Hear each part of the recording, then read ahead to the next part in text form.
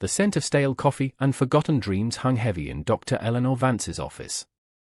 Sunlight, grudgingly admitted through dusty blinds, illuminated the chaos of her workspace. Stacks of research papers threatened to topple, half-eaten granola bars lay scattered like fallen soldiers, and a collection of mugs, each with a progressively more cynical quote, served as a timeline of her week.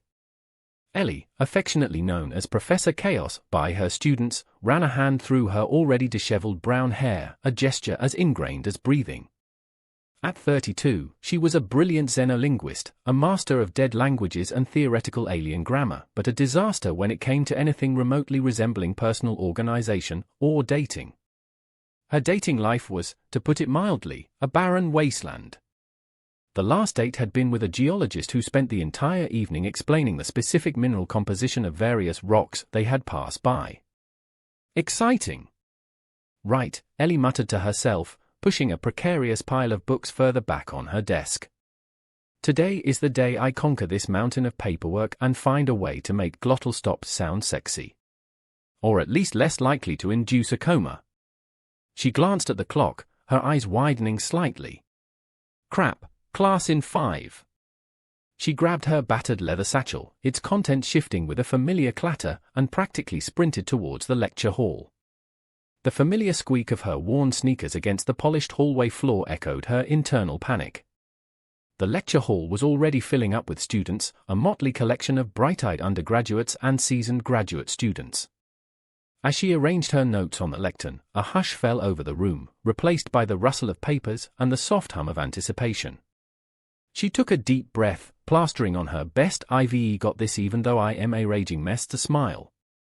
"All right everyone," Ellie announced, her voice echoing slightly in the large hall, "welcome to Xenolinguistics 301. This semester, we're diving headfirst into the fascinating, utterly confusing, and occasionally hilarious world of alien communication." A collective murmur of excitement rippled through the room, and Ellie allowed herself a small, satisfied smile. Teaching was the one area of her life where she felt truly in control. Until, that is, the door at the back of the hall creaked open, and an otherworldly figure stepped into the room. It wasn't just an alien, it was the alien, the one from the KRYLL exchange program, the one they'd all been hearing rumors about since the beginning of term. Xylar was striking. Their semi-translucent skin shimmered with a faint, internal luminescence, a kaleidoscope of colors shifting gently with their movements. They had long, flexible tentacles, each ending in delicate, almost skeletal manipulators, that they used with surprising grace. Their large, multifaceted eyes, a deep cerulean blue at the moment, held an intelligence that seemed both ancient and utterly alien. They wore a simple, flowing tunic that seemed to be crafted from some iridescent, otherworldly material that shifted colors in the dim light of the lecture hall. They moved with a fluid, almost aquatic grace, as if they were navigating an invisible current. The room went silent, every student, and Ellie herself, staring in a mixture of shock and fascination. "Hi," Ellie managed, her voice a bit higher pitched than usual. "You must be Xylar, our exchange student." She mentally slapped herself. "Our exchange student?" "Smooth, Ellie, real smooth." Xylar tilted their head, their blue eyes briefly shifting to a soft violet. A series of gentle, melodious clicks and warbles resonated from their throat, a sound that was both strangely beautiful and completely incomprehensible. They extended a tentacle towards Ellie, the delicate manipulators at its tip twitching slightly. Ellie stared at the appendage, wondering if a handshake was appropriate. Or, whether she was about to have her brain sucked out. She decided on the path of caution and simply gave a small, slightly awkward nod. "Right, so," she said, trying to regain her composure, "welcome, Xylar, to Xenolinguistics 301. I'm Dr. Vance, but please, call me Ellie. We're all about open communication here." She shot a slightly nervous smile at the class. "Though, in your case, we might have to get creative with the open part." Xylar tilted their head again, and their eyes flashed a brief, bright green before returning to their normal cerulean. They gestured with another tentacle, pointing towards a complex diagram on the board that showed the differences between human and various alien phonetic systems. "Are you interested in the comparative analysis of phonetics?" Ellie asked, a genuine smile finally breaking through her initial shock. Excellent choice. That's probably the first step towards interspecies understanding.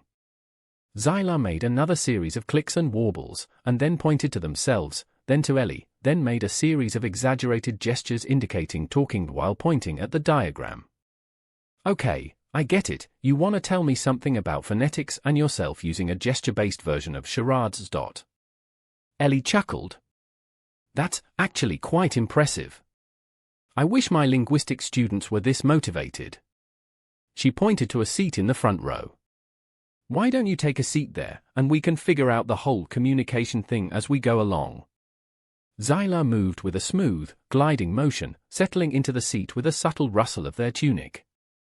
The class watched with a mixture of fascination and curiosity. Ellie continued her lecture, trying her best to ignore the fact that she had a bioluminescent, tentacled alien in her class who was currently observing her with an intensity that was both unnerving and strangely intriguing. As the lecture progressed, Ellie noticed that Xylar had started to change colors again. Their eyes flashed from blue to violet to emerald, and the subtle bioluminescence of their skin seemed to be pulsating with a strange rhythm. They kept glancing towards the complex phonetic chart and then at Ellie, clicking and warbling softly. It was as if they were trying to communicate something very important but could not find the way to express it. Okay, is everything all right there? Ellie asked, a hint of concern creeping into her voice. Are you flashing? Xylar made a series of rapid clicks, their eyes briefly flashing bright orange before shifting back to cerulean, and they started to move more erratically, their tentacles beginning to twitch, occasionally bumping into the desk and chair around them. Ellie hesitated, trying to decipher what was going on. Are you experiencing some sort of vibrational feedback from the phonetic chart? Is that what you call a high-frequency sonic feedback? Suddenly, Xylar's tentacles shot out, grabbing a half-full water bottle from a nearby student's desk and then trying to pour it over their head, much to the shock of the student and the other onlookers. The plastic bottle tipped over, and a cascade of water splashed down on the desk, the chair, and all over Xylar. Whoa. Okay. Ellie exclaimed, rushing towards Xylar. I think we might need to take a break here. Maybe find some water? Yeah, let's go find some water. She grabbed her bag and, with a slightly red face, guided Xylar out of the lecture hall. The rest of the class watched in silence, unsure of whether to laugh, be scared, or take notes. Well, that was certainly educational, Ellie muttered as she led Xylar down the hallway, her mind already reeling with a mixture of fascination and sheer panic. This was going to be a very interesting semester. Maybe this whole xenolinguistics thing was going to turn out to be more hands-on than she'd bargained for. The hallway outside the lecture hall was blessedly empty.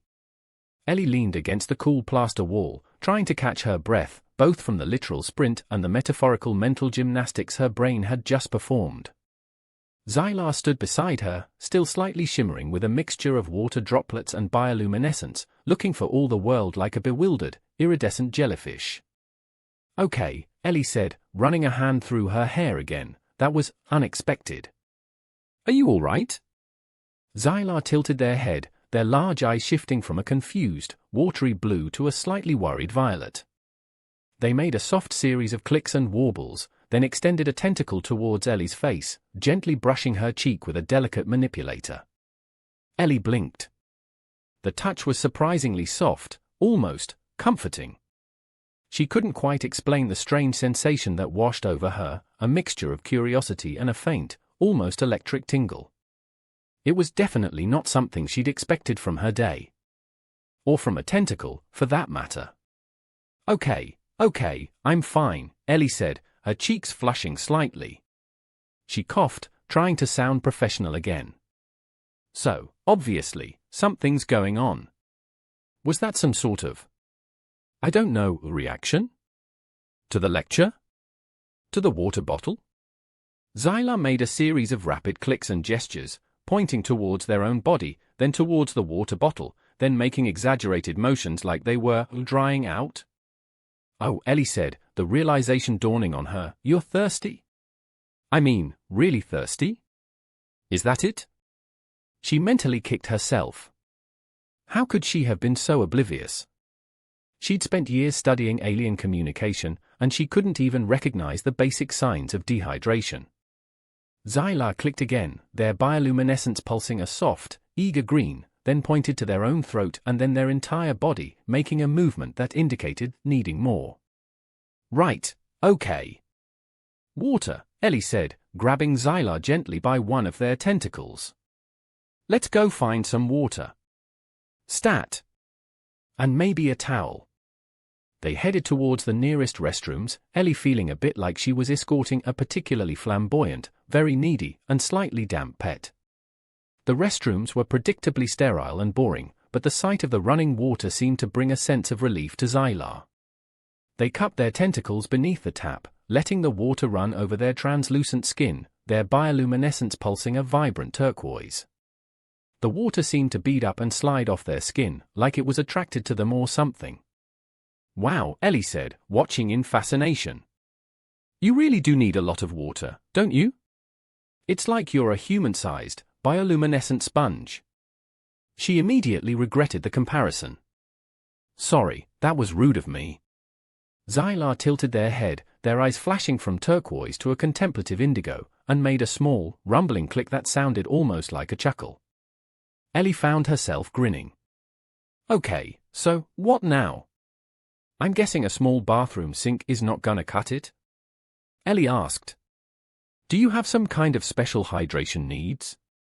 Is there like an alien water fountain or we're supposed to go to? Or do I need to rent a mobile humidifier? Xylar pointed at the door of the restrooms, then gestured outwards, their tentacles creating a sweeping movement. Okay, so, bigger water source? Ellie asked, trying to interpret Xylar's motions. Okay, I'm thinking my place. She paused. That sounded a lot more intimate than I intended. She blushed again, feeling the heat rising up her cheeks. The walk to Ellie's house was a bizarre mix of awkwardness and fascination. Xylar seemed to enjoy the feel of the light drizzle that started to fall, extending their tentacles to catch the drops of water. They were also very curious about their surroundings, tilting their heads at the squirrels darting across the path and staring with open wonder at the old, slightly rusty bicycles parked along the way. It was like seeing the world through a completely different set of eyes, and Ellie found that strangely captivating. Her house, a slightly dilapidated, Victorian-era building just off campus, was not exactly a palace. But it was home. The moment they stepped inside, Xylar's bioluminescence started to pulse with a more relaxed rhythm. They turned towards the living room, pointing one tentacle towards the old, slightly leaky aquarium that stood on a corner table.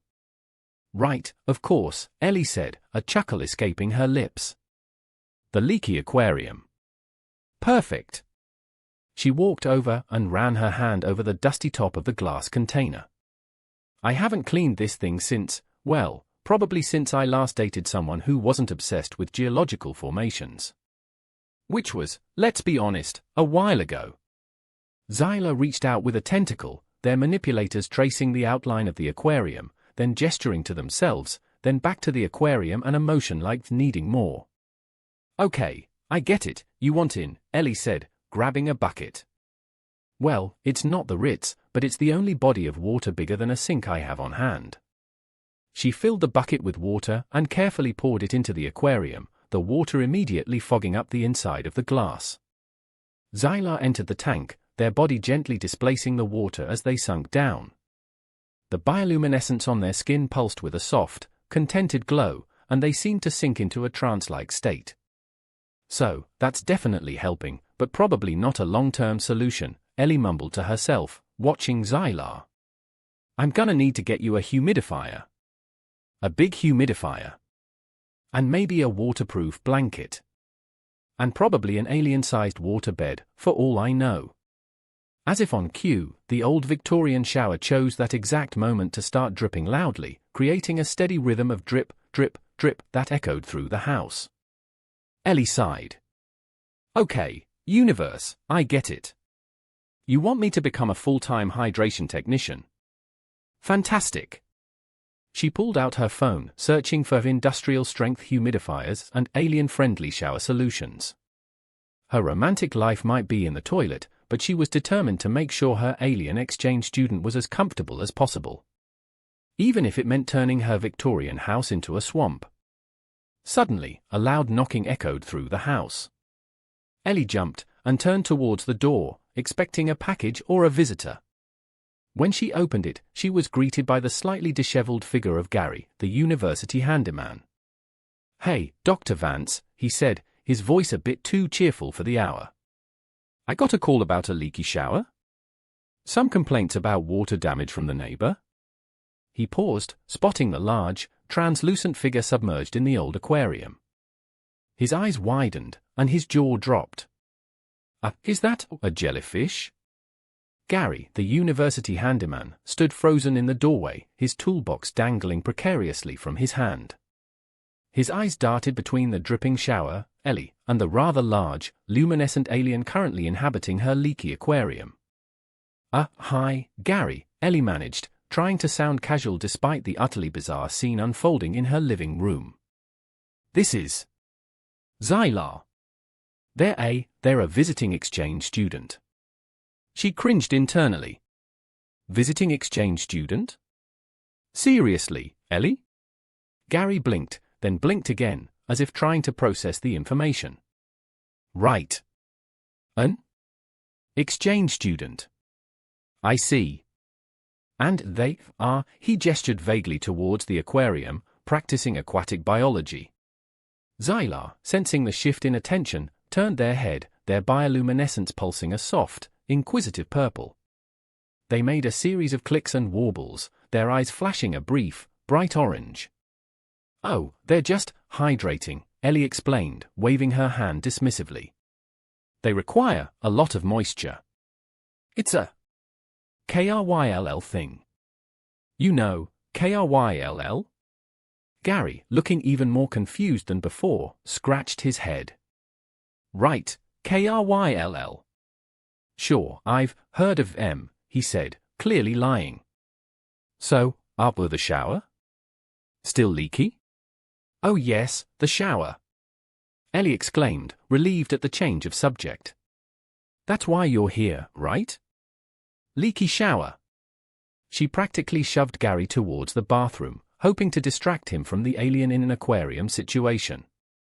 While Gary tinkered with the shower, making a symphony of clangs and bangs, Ellie turned her attention back to Zylar. She pulled out her laptop, determined to do some research into KRYLL biology. After a frustrating 20 minutes of navigating through countless academic papers and poorly translated alien websites, she finally found something that made her eyes widen. Oh, no, she whispered, reading through a section on KRYLL reproductive cycles. According to the KRYLL Online Encyclopedia, which had a surprisingly large amount of pictures and videos with questionable content, the KRYLL had a unique mating period that occurred every 10 Earth years, during which they experienced intense biological changes and strong emotional needs. The mating season was also tied to their planet-specific orbital cycle, which had to be in sync with certain celestial bodies, and apparently the Earth's position in relation to those celestial bodies had triggered a premature version of the mating season in Zylar. "Oh, crap," Ellie muttered, "this is not good. Not good at all." She glanced at Zylar, who was now gently swaying in the aquarium, their bioluminescence flickering erratically. Their tentacles occasionally twitched and they were making increasingly louder, more guttural vocalizations. Their eye colors changed from blues to greens to purples and to intense oranges, a clear indicator of the changes that were happening within their physiology. Gary chose that exact moment to emerge from the bathroom, wiping his hands on a rag.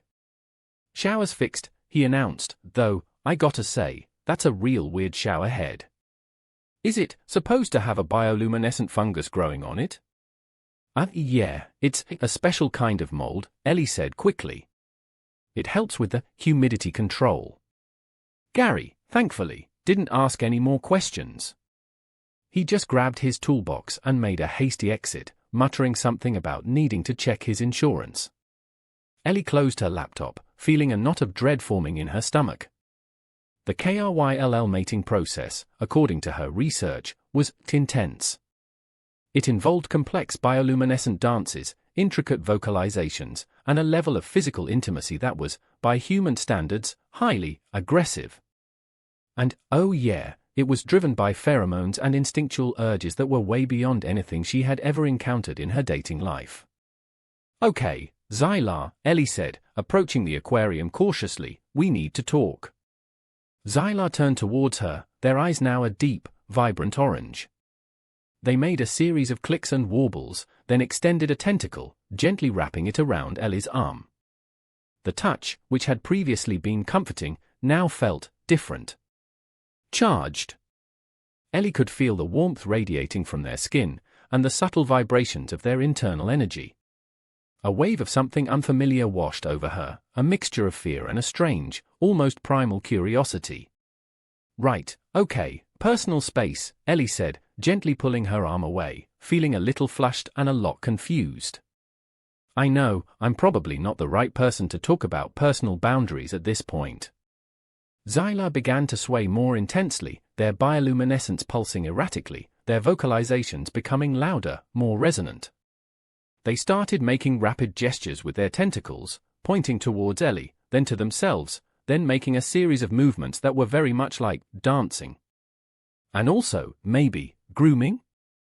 "Oh, okay, this is not good at all," Ellie whispered to herself. "This is the KRYLL version of a mating ritual. And I have a feeling I'm not just a spectator." Over the next few days, Ellie's life descended into a chaotic, bioluminescent whirlwind. Zyla's mating period intensified. Her house transformed into a strange mix of Victorian charm and alien habitat. She had installed several industrial-grade humidifiers, filling her house with a thick, artificial fog, creating a bizarre Victorian vaporwave aesthetic. She had also set up special sound-absorbing panels in an attempt to muffle the louder and more insistent vocalizations from the aquarium. She found herself dodging tentacles, decoding strange bioluminescent patterns, and deciphering a series of clicks and warbles that sounded increasingly like a romantic serenade. She tried to explain the concept of personal boundaries, consent, and in not eating your houseplant, even if it is a good source of moisture, but Zyla seemed to be operating on a completely different set of biological imperatives. One particularly embarrassing incident happened during a faculty meeting. Ellie had managed to sneak Zyla into a nearby janitor's closet, hoping to keep them quiet during the discussion of syllabus updates. But when the professor leading the meeting had started to speak, Zyla had started their mating song, a series of loud clicks, guttural sounds, and intense bioluminescence that pulsed through the locked door, causing the whole faculty meeting to grind to a halt. The confused and slightly horrified faces of her colleagues were something she'd probably see in her nightmares for years to come. Later that day, at a university social mixer, Zyla's mating urges reached a new peak. Surrounded by the uncomfortable buzz of small talk and the clinking of wine glasses, Zyla emerged, glowing intensely and swaying with an almost hypnotic grace. They started performing a very intricate bioluminescent dance, their tentacles swirling and twirling with a captivating fluidity. And then they made a beeline for Ellie. They gently grabbed her hand with one of their manipulators, their touch now sending shivers of excitement and confusion down her spine, and pulled her closer, the vibrant colors of their skin pulsating as they began to softly nuzzle her cheek with one of their smaller tentacles. The entire room went silent, every single pair of eyes in the room focused on the strange, bioluminescent couple. Ellie felt a blush rise up her cheeks, and she couldn't help but notice a faint, but very noticeable, sense of something from her body. This was definitely the most awkward and confusing mating dance she had ever been a part of. And it was only just the beginning. The university mixer was a scene of utter chaos. The gentle hum of polite conversation had been replaced by a stunned silence, broken only by the rhythmic clicks and warbles emanating from Zyla and the soft, bewildered gasps of the onlookers. Ellie, still held captive by Zyla's surprisingly strong tentacle, felt a mixture of mortification and an undeniable thrill. This was her life now, apparently. Sharing a bizarre mating dance with a bioluminescent alien in front of the entire faculty. "Ah? Zyla," Ellie whispered, her voice trembling slightly, maybe we should take this somewhere else? She wasn't entirely sure if she was trying to salvage what was left of her social standing, or if she just wanted to escape the glaring eyes of her colleagues.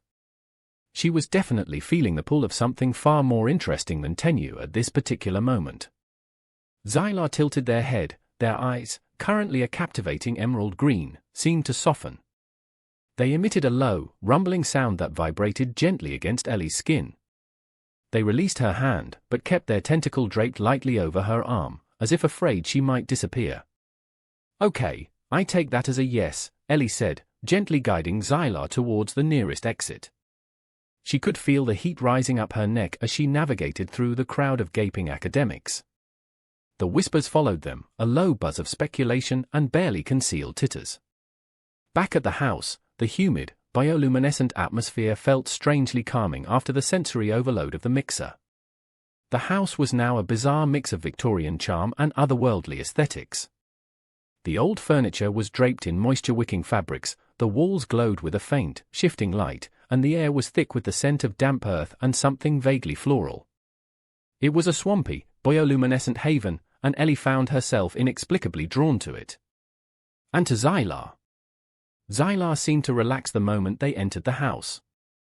They drifted towards the now permanently fogged-up aquarium, but didn't go inside. Instead, they turned to Ellie, their eyes a deep, almost hypnotic violet. They extended a tentacle, gently tracing the line of her jaw, their touch sending shivers down her spine. Ellie stood perfectly still, her breath catching in her throat. The touch was gentle, almost tentative, and yet it sent a wave of warmth spreading through her body. She couldn't deny the strange attraction she was feeling for Xylar, an attraction that was confusing, illogical, and yet undeniable. "Okay," she said, her voice barely a whisper, I'm really confused right now." Xylar made a soft, warbling sound, then tilted their head, as if asking a question. They pointed to their chest, then to Ellie, then made a series of flowing gestures that were both artistic and intimate. Are you saying you feel something too?" Ellie asked, her heart pounding in her chest. Xylar's eyes flashed a brief, bright pink, and their bioluminescence pulsed with a soft, almost shy rhythm. They moved closer to Ellie, their tentacles brushing against her arms, her waist, her back. It was a dance, a slow, deliberate exploration of each other's presence. Ellie could feel a strange pull, an almost irresistible urge to lean closer, to explore the unique texture of their skin, to understand the emotions that seemed to be radiating from their very being. She reached out, tentatively touching Xylar's skin with her fingertips. The translucent texture felt cool and smooth, almost like polished glass. She traced the lines of their body, exploring the intricate patterns of their bioluminescence, feeling the warmth emanating from their core. Xylar responded with a series of soft clicks and warbles, their eyes closing in a gesture of pure bliss. They wrapped their tentacles around her, pulling her close, their bodies pressed together in a strange, almost symbiotic embrace. Ellie felt a rush of something intense, a mixture of fear, excitement, and a desire she had never experienced before. She closed her eyes, letting herself be carried away by the moment. They swayed gently, their bodies moving in a slow, synchronized rhythm, the humid air thick with the scent of damp earth and a strange, almost intoxicating pheromone that seemed to be emanating from Xylar's skin. They stayed like that for a long time, simply breathing together, a silent communication that transcended the barriers of language and biology. Ellie felt a sense of calm she hadn't experienced in years, a sense of belonging, a feeling that she was finally where she was supposed to be. With a tentacled alien in her humid, bioluminescent Victorian house. Life was strange, very strange. Later that night, Ellie found herself unable to sleep. She lay in bed, her mind racing, replaying the events of the evening. She was a xenolinguist, a rational scientist, a woman of reason. And yet, she had just spent the evening cuddling with an alien, and she had found it strangely comforting. She got up, pulled on her bathrobe, and wandered out into the living room. The humid air felt cool against her skin, and the soft, shifting light was soothing. Xylar was in the aquarium, their bioluminescence pulsing gently, a beacon of calm in the chaotic world. Ellie sat down on the floor, watching Xylar, her mind swirling with questions and a sense of wonder. "What am I doing?" she whispered, the question hanging in the air, unanswered. As if in response, Xylar turned towards her, their eyes a soft, luminous blue. They reached out with a tentacle, gently touching Ellie's cheek, their touch sending a shiver of warmth down her spine. I think I might be falling in love with you," Ellie said, the words barely audible. The confession felt both ridiculous and completely unavoidable. Xylar made a series of soft clicks and warbles, their bioluminescence pulsing with an almost gentle, loving rhythm. They moved closer to the edge of the aquarium, extending their tentacles towards Ellie, as if inviting her to join them. Ellie felt a sudden surge of reckless abandon. She took off her bathrobe, revealing the thin pajama shirt underneath, and climbed into the aquarium, the cool water a welcome sensation against her skin. She sat down next to Xylar, their bodies touching, their energy mixing in the humid, bioluminescent environment. It was a moment of pure intimacy, a connection that went beyond words, beyond cultures, beyond biology. It was just her and Xylar, two beings from different worlds, finding solace and connection in each other's presence. The quiet intimacy was interrupted by a series of loud, frantic knocks on the front door. Ellie jumped, feeling a mixture of panic and annoyance. "Great," she muttered to herself, "who could that possibly be now?" She cautiously got out of the aquarium, feeling a chill as the cool air hit her damp skin. She put on her robe, hoping that whoever was on the other side of the door hadn't seen the state of her semi-aquatic living room. With a heavy sigh, she opened the door, bracing herself for the chaos that was about to follow. Standing on her doorstep were her two neighbors, Mrs. Periwinkle and Mr. Henderson, both wearing expressions of utter shock and confusion. "Dr. Vance," Mrs. Periwinkle said, her voice trembling slightly, we saw the lights. And the fog. Are you having a rave?" Mrs. Periwinkle and Mr. Henderson, standing on Ellie's doorstep with wide, bewildered eyes, looked like they'd stumbled onto the set of a low-budget sci-fi horror film. The humid air, the strange, shifting lights, and the faint hum of Xylar's bioluminescent energy created an unsettling atmosphere that clashed dramatically with the quiet suburban tranquility of Harmony Heights. "A rave?" Ellie repeated, her voice laced with a mixture of exhaustion and exasperation. "No, Mrs. Periwinkle, it's not a rave. It's a high-humidity environment. For research purposes." She cringed internally at how ridiculous that sounded. "Research?" Mr. Henderson interjected, peering into the hallway with suspicion. "Research that involves glowing fog and strange humming noises. And are those tentacles I see?" Ellie sighed. There was no point in trying to explain the complexities of KRYLL biology and their mating cycles to her elderly neighbors. They wouldn't understand, and besides, she wasn't even sure she understood it fully yet. "Look, it's a long story," she said, attempting a reassuring smile that probably looked more like a grimace. "Everything's perfectly fine. Just the little bit experimental. I promise it's all within university guidelines." She added that last part with a healthy dose of self-deprecating irony. "Well," Mrs. Periwinkle said, her voice wavering with concern, "we just wanted to make sure everything was all right. We heard some unusual noises. And the lights, they looked like something out of a disco ball. Everything is fine." "Perfectly fine," Ellie said, trying to sound convincing. "I was just conducting a late-night experiment. Sorry about the luminosity." "All right then," Mr. Henderson said, still looking unconvinced, "but if those lights get any brighter, we're calling the neighborhood watch." He glanced back inside, spotting the edge of the aquarium and Xylar's softly glowing form, and his eyes widened again. "And, is that a pet octopus you're keeping in the living room?" He's a special kind of goldfish," Ellie said quickly, "a very special, very big goldfish. And now, if you'll excuse me, I really need to get back to my research." She shut the door gently, leaning against it with a sigh of relief. That was a close one. She had to get a handle on the situation before her neighbors called the actual police. Or worse, before they started a neighborhood watch based on a xenophobic misunderstanding of the nature of interspecies romance. She turned back to the living room. Xyla had emerged from the aquarium and was now swaying gently, their eyes a soft, almost calming violet. They extended a tentacle, gently brushing against Ellie's cheek, a gesture that now felt both intimate and reassuring. "Okay, so, the neighbors are suspicious," Ellie said, running a hand through her already disheveled hair. "And I'm guessing this situation is not going to go away anytime soon." She paused, thinking. "We have to be smarter about how we navigate this from now on." Xyla made a series of clicks and warbles, and then gestured towards the laptop, which was still open on the coffee table. "Right, research." "I know," Ellie said with a sigh. "We need to figure out how to normalize this. Or at least, minimize the potential for public panic." Over the next few days, Ellie tried to balance her increasingly chaotic personal life with the demands of her academic career.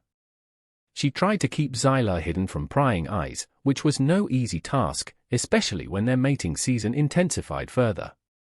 She had turned her entire house into a humid, bioluminescent sanctuary, while also desperately trying to prepare for the upcoming university review. Her colleagues, who were already suspicious of her unorthodox teaching methods, were now even more skeptical of her behavior. Whispers followed her in the hallways, and her office door was often the target of curious glances. She overheard snippets of conversations, full of thinly veiled insinuations and concerned murmurings about Professor Vance's mental state. The formal review, announced earlier in the week, was a formal investigation into Ellie's research, her teaching practices, and, most worryingly, her relationship with her alien student.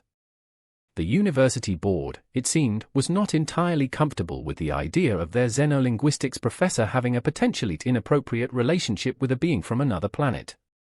Inappropriate relationship? Ellie muttered to herself, pacing around her now rather humid office. Seriously? What is this, the 1950s? Is this a Cold War propaganda about how alien beings are the other and should be feared? She paused.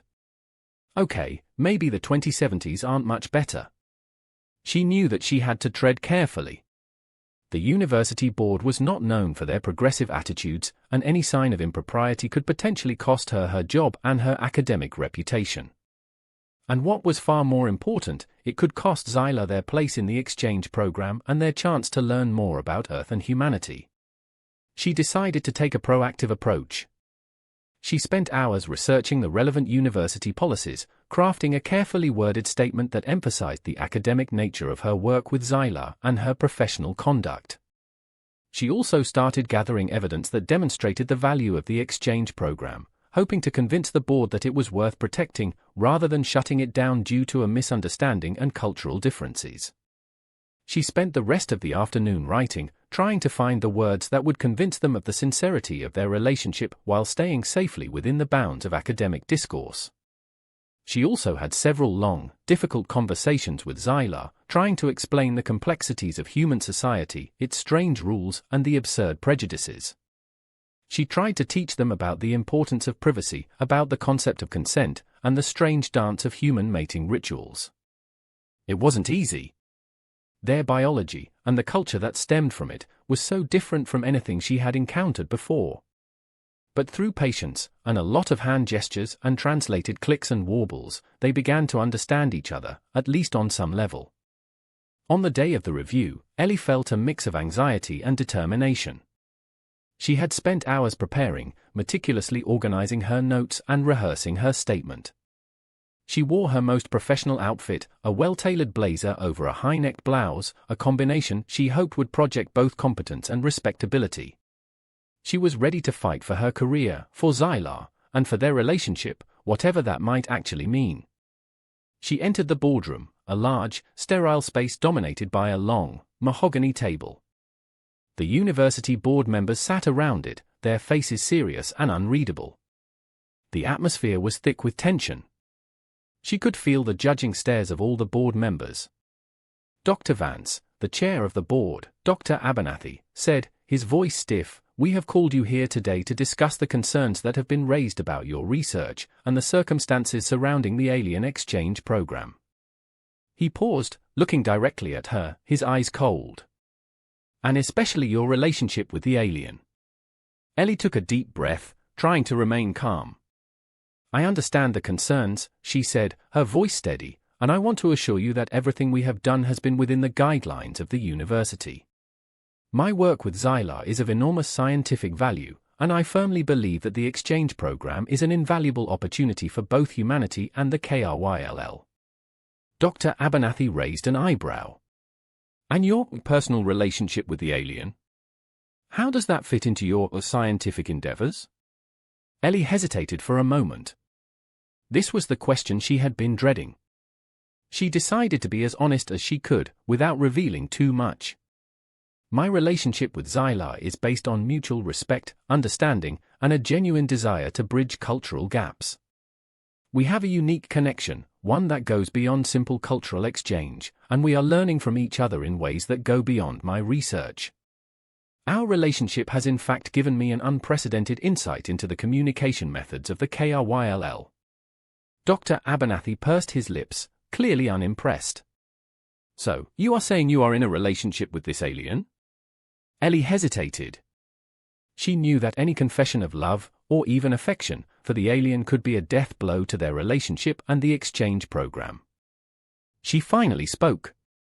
We have a connection, yes, but it does not interfere with my professional conduct or the integrity of the program." Dr. Abernathy leaned forward.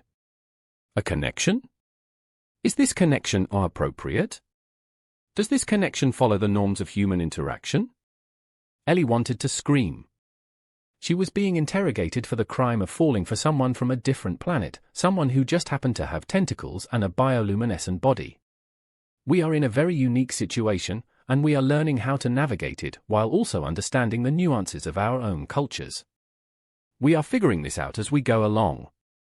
Dr. Abernathy sighed. "Dr. Vance, this is highly unorthodox.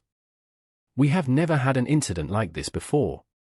We need to ensure that the exchange program and your work adhere to the rules and the university code." "And if we don't?" Ellie asked, her voice trembling slightly. "Then we might have to reconsider your position and the viability of the entire program." The words hung heavy in the air, a stark warning of the challenges that lay ahead. She now knew, more than ever, that she would have to protect her relationship, but in a way that would protect also Xylar and her work. The battle for her career, and for her love, had just begun. And she had a feeling it was going to be a long, and very awkward, one. The university boardroom felt colder than usual, the sterile atmosphere doing little to soothe the anxiety that was churning in Ellie's stomach. The threat hanging over her career and over Xylar's future was palpable, a suffocating weight that threatened to crush her. The university board's veiled disapproval was a stark reminder of the societal prejudices she and Xylar were up against. Ellie left the boardroom feeling emotionally drained and somewhat defeated. She knew she had to find a way to navigate this situation without compromising her integrity or betraying the trust that had formed between her and Xylar. She also knew she needed a drink. A very strong drink. And a hug. Preferably from Xylar, if their biology allowed for that. She went back to her house, the familiar humid, bioluminescent environment a stark contrast to the sterile coldness of the boardroom. Xylar was in the aquarium, their bioluminescence pulsing a soft, calming blue. They turned towards her as she entered, their eyes conveying a mixture of concern and affection. "Hey," Ellie said, her voice heavy with exhaustion. It didn't go very well." She didn't need to explain what the words meant. Xylar could see and feel the weight she carried with her. Xylar made a series of soft clicks and warbles, their bioluminescence shifting to a gentle, empathetic green. They reached out with a tentacle, gently touching Ellie's cheek, their touch sending a wave of warmth and comfort through her body. It was as if they knew, without the need for words, the emotional turmoil she was experiencing. They don't understand," Ellie continued, her voice cracking slightly. They think what we have is wrong, somehow. Unnatural." Xylar made a series of more insistent clicks, then gestured towards their own chest, then towards Ellie, then made a series of motions that were both protective and tender. You understand, don't you?" Ellie asked, her eyes filling with tears. "You know that what we feel, it's real, right? It's not just some biological urge?" Xylar's eyes flashed a brief, bright pink, and their bioluminescence pulsed with a soft, loving rhythm. They moved closer to the edge of the aquarium, extending their tentacles towards Ellie, as if inviting her to join them. Ellie felt a surge of emotion, a mixture of sadness, frustration, and a deep, unwavering love for this strange, wonderful being. She took off her shoes and climbed into the aquarium, the cool water a welcome sensation against her skin. She sat down next to Xylar, their bodies touching, their energy mixing in the humid, bioluminescent environment. It's us against the world now, I guess, Ellie said, her voice barely a whisper. They don't understand, but we do. And that's all that matters. She and Xylar stayed in the aquarium for hours, just talking, or rather, communicating in their own unique way, through a mixture of gestures, bioluminescent patterns, and the occasional, surprisingly meaningful clicks and warbles. Ellie shared her fears and her frustrations, her hopes and her dreams, and Xylar listened with an empathy that transcended the barriers of language and biology. As the days passed, Ellie and Xylar decided to take their relationship public, albeit in their own way. They decided that instead of hiding, they would try to educate people, to show them that love, in all its different shapes and sizes, was a powerful force that could break down barriers and challenge prejudices. And they would do it on their own terms. Ellie arranged for a small gathering in her house, inviting her closest friends, some of her more open-minded colleagues, and even a few of the braver students who had expressed an interest in her work with Xylar. She turned her living room into a temporary lecture hall, transforming it into a humid, bioluminescent theater, complete with soft music, exotic snacks, and plenty of bottled water. She stood at the front of the room, feeling a mixture of nerves and excitement. Xylar was beside her, their bioluminescence pulsing with a calm confidence that belied the turmoil they had both endured. Ellie began by explaining the basics of KRYLL biology, their culture, and their communication methods. She talked about the unique challenges of cross-cultural understanding, and the importance of accepting and embracing differences. Then Xylar took over, communicating through a series of intricate bioluminescent dances, which were translated by Ellie into words. They told stories of their home planet, their culture, their dreams, and their fears. They spoke of the beauty of diversity and the importance of empathy and love. The audience listened in rapt silence, captivated by the otherworldly beauty of their performance. Then, Xylar performed their mating dance, a beautiful, complex, almost ethereal performance of light, sound, and movement. Their tentacles moved with a graceful fluidity, their bioluminescence creating patterns that told the story of their most intimate feelings. Ellie stood beside them, sharing the moment, translating the deeper meanings, showing everyone there that this was more than just an alien mating ritual, but also a display of a deep, personal connection. At the end of the dance, the room was silent for a moment, and then erupted in applause. Some people were crying, some were laughing, and some were simply stunned into silence. But everyone felt something, a connection, a glimpse into a world beyond the confines of their own prejudices. That was. One of Ellie's colleagues, Dr. Ramirez, said, her voice trembling with emotion, that was absolutely transformative. I had no idea. We all have so much to learn, Ellie said, taking Xylar's tentacle in her hand. And love is the language that transcends all barriers. As the evening drew to a close, Ellie felt a sense of hope, and also a sense of purpose. The road ahead was still uncertain, but she knew that she wasn't alone. She had Xylar, and together, they could face any challenge, any prejudice, any misunderstanding. She and Xylar stood together in the middle of her living room, surrounded by her friends and colleagues, their bodies touching, their energies mixing. The humid air shimmered with a gentle light, a symbol of their shared love, their unwavering hope, and their determination to build a world where differences were celebrated, not feared. As the last of her guests left, and the house was finally quiet, Ellie and Xylar retired to the aquarium. The cool water was soothing, and the soft bioluminescence of Xylar's skin was a calming balm on Ellie's soul. They sat together, their bodies touching, their energy flowing. They didn't need words to communicate, they had found a way to connect beyond language, beyond culture, beyond the confines of their own species. They had found a love that was as unique and as wonderful as the bioluminescent glow that illuminated their world. But their moment of peace was interrupted by the sudden ring of Ellie's phone. She grabbed it and looked at the screen. It was the university board. She hesitated, but finally answered it. She knew, instinctively, that this call would change the course of their relationship and perhaps the entire fate of the alien exchange program. She just didn't know if it would change it for better or for worse. The phone felt heavy in Ellie's hand, the weight of the university board's decision pressing down on her. She glanced at Zylar, who was watching her with a mixture of concern and quiet confidence, their bioluminescence pulsing softly. She took a deep breath and answered the call, bracing herself for whatever news awaited her. Dr. Vance, Dr. Abernathy's voice echoed from the speaker, stiff and formal as ever. The university board has reached a decision regarding your case and the future of the KRYLL exchange program. Ellie's heart pounded in her chest. She could feel the sweat on her palms, despite the humid environment. "And what is your decision?" she asked, trying to keep her voice steady.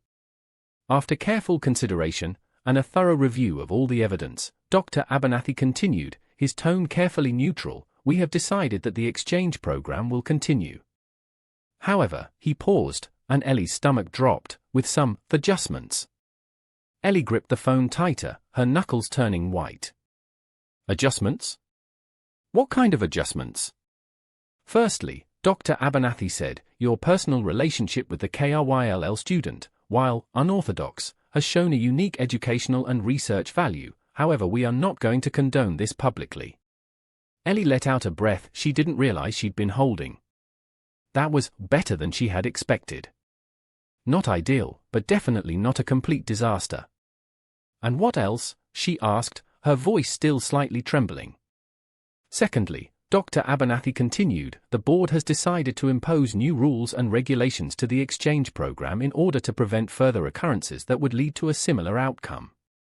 You will be expected to abide by these rules and regulations." "That I will," Ellie said, relief washing over her. "What about Zylar?" "The alien student, designated as a Zylar, will be allowed to continue their studies at Harmony Heights under strict supervision from your faculty. Their actions and interactions with humans will be monitored at all times. And we will expect that the KRYLL mating behavior is kept strictly in private and does not disrupt university operations." Ellie winced. She knew they'd put some restrictions on Zylar, but she hadn't expected anything this draconian. Still, it was a chance to continue the program, it was a chance for her and Zylar to remain together, and that was enough, for now. "Thank you," Ellie said, her voice filled with genuine relief. "Thank you for considering all of the circumstances. I promise you, this decision will prove to be the right one." Dr. Abernathy didn't respond to that. He simply reiterated the new rules and regulations, and then hung up without a further word. Ellie stared at the phone for a long moment, trying to process everything she had just heard. It was a mixed bag, to say the least. She had saved the program and her job, but at the cost of some major compromises. Still, she knew that if she and Zylar could navigate their relationship through a public display of intimacy and a private display of a very alien mating ritual, they could face any challenges that come their way. She turned towards Zylar, a mix of emotion swirling in her heart. "Well," she said, a small smile playing on her lips, "we survived." Zylar tilted their head, their eyes a soft, relieved blue. They extended a tentacle towards Ellie, gently touching her cheek, a silent gesture of comfort and shared triumph. "We still have a lot to figure out," Ellie continued, "but we'll do it together. Right?" Zylar made a series of clicks and warbles, their bioluminescence pulsing with a soft, loving rhythm. They moved closer to Ellie, their tentacles wrapping around her, pulling her into a close embrace. Over the next few months, Ellie and Zylar navigated their new normal with a mixture of caution and a sense of rebellious joy.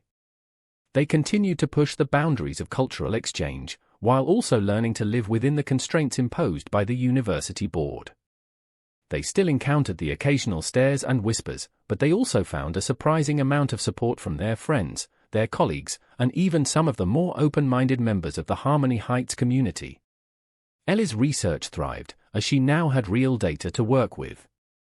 Her lectures became more and more popular, and some students started referring to her as the interstellar matchmaker. She even had the opportunity to publish several papers on KRYLL communication, which further cemented her position as a leading expert in the field.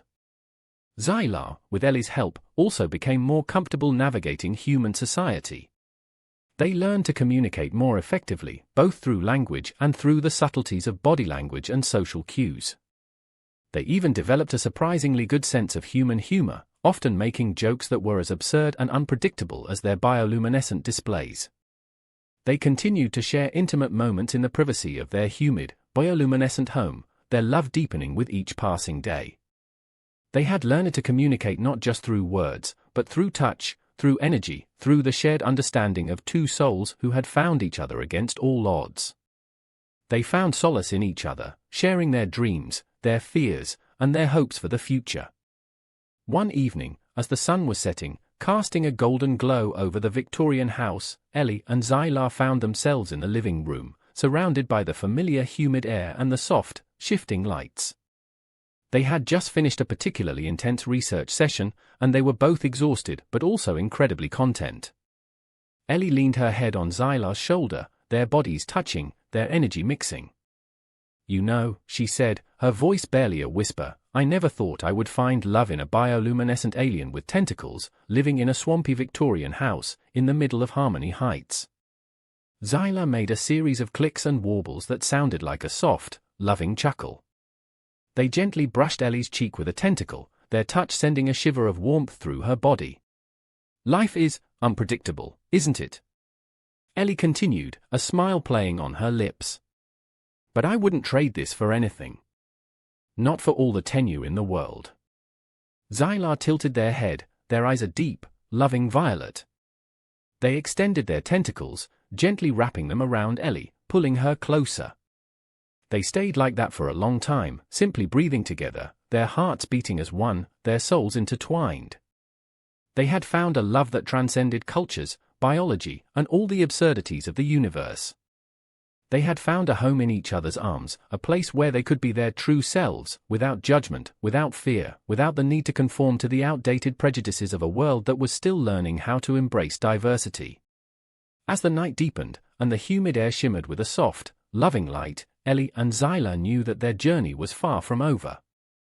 They knew that there would be more challenges, more misunderstandings, and more obstacles to overcome. But they also knew that they would face them together, hand in tentacle, always guided by the enduring power of their love. They had, after all, defied the odds, challenged prejudices, and created a unique bond that was as wonderful and unpredictable as the universe itself. And they had only just started writing the chapters of their story, their own Harmony Heights hypothesis, a tale of love, empathy, and the beautiful absurdity of finding your soulmate in the most unlikely of places.